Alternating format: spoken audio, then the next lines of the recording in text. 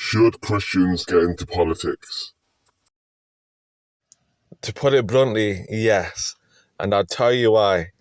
Jesus is Lord of the universe. He is to put everybody under his feet, and sooner or later, every knee will bow, every tongue will confess that Jesus is Lord. When Jesus taught us to pray, he said, "Your will be done on earth as it is in heaven." That means it is a continuous work that is waiting to be completed fully on earth. So how does this relate to Christian politics? Christians are to go into all the world to make disciples of all nations. The Apostle Paul said he became all things to all men, so he might win some. He tried to adapt to all people, whether Jew or Gentile. If we are to take it further, then naturally to evangelize all nations. Christians are to learn different languages, to share the gospel and assimilate into various cultures. Whether you go to China and end up learning Mandarin and Chinese and wear traditional Chinese clothing, though nowadays they wear Western clothes, but that's besides the point. The point is we are to meet people halfway.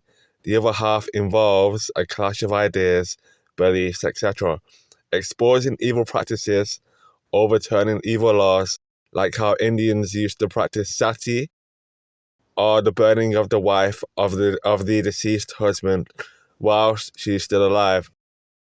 It was Christian missionaries who fought hard for the banning of such a disgusting practice. Thank God it ended. The ancient Roman Empire practiced infanticide.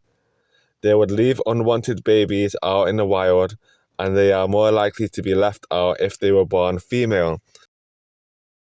The paterfamilias, or head of the household, would get the final say on what will happen to the babies, whether they live or die. It was due to Christian influences that the practice would eventually be outlawed. Christians were adopting the undesirables because all babies are made in the image of God. Christian influence in the political sphere will end up making nations better across the board. Ancient Romans loved the Colosseum gladiator games. Christian influence caused the banning of such an evil sport. Why should people suffer and die for another's entertainment? Christianity creates better people, greater nations.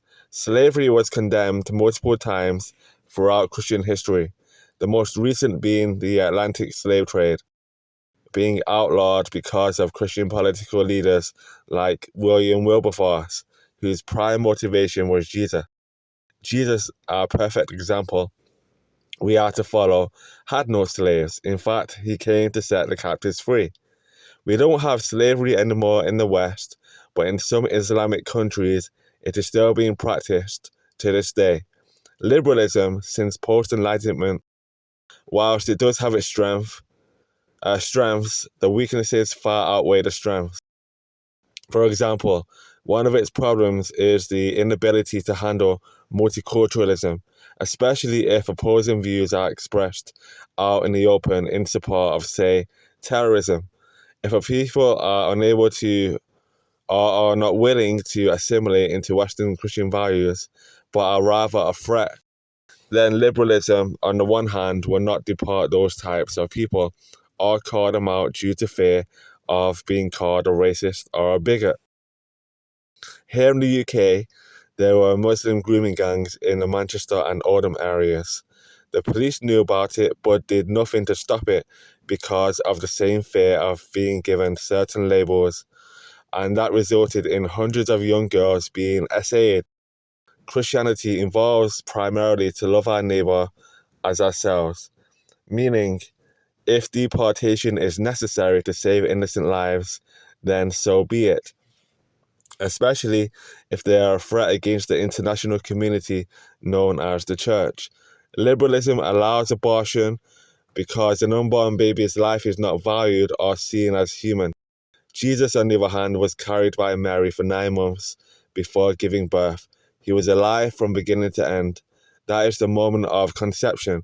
Here in the UK alone, in 2022, there were about 123,000 plus abortions. That's a 17% increase from the year before.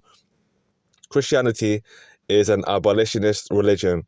We will have it banned, just like slavery, But not just that, the men who refuse to support their immediate families, wife or girlfriend and kids, should receive some form of punishment for forsaking his familial responsibilities.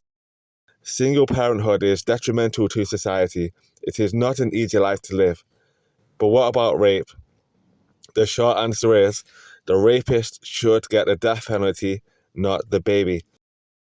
Liberalism has opened the floodgates to mass immigration, letting any Tom, Dick, and Harry into your country without background check. And that increases the chances of various crimes.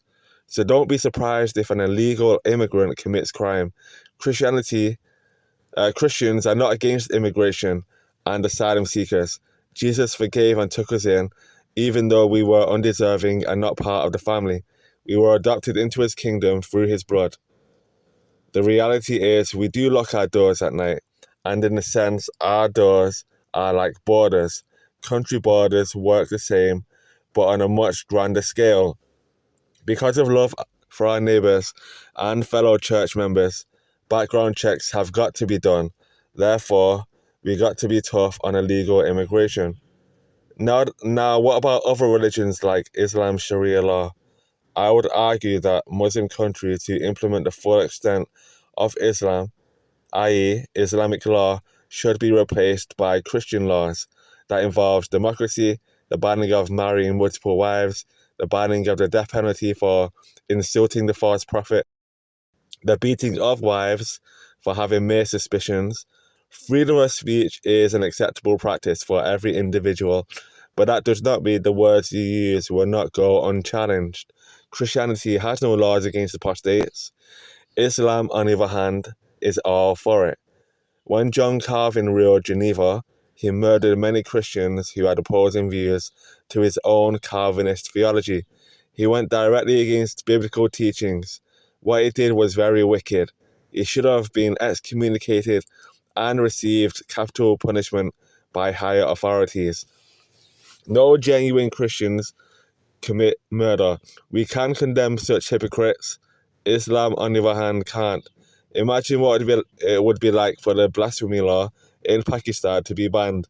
How much more freedom would the people of Pakistan gain with the disposal of that unjust, barbaric law? That's why we need Christians in the political sphere to combat these injustices. Conversions in Christianity are not to be forced. As Tertullian said, the blood of martyrs is seed for the church, meaning we don't enforce conversions. We are to live a sacrificial life for the sake of the gospel, causing conversions to happen willfully via the help of the Spirit of God. Just as what was done in the first 300 years since the inception of the church. With Christians involved in politics, it will help in the ending of the Armenian genocide and the persecution of Christians in North Nigeria.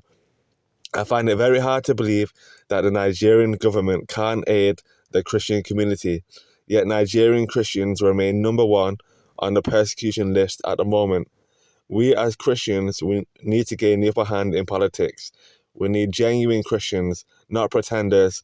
We don't need any type of Christian, but those who are actually trained in politics, who are qualified to lead along with receiving counsel and being held accountable if things go wrong.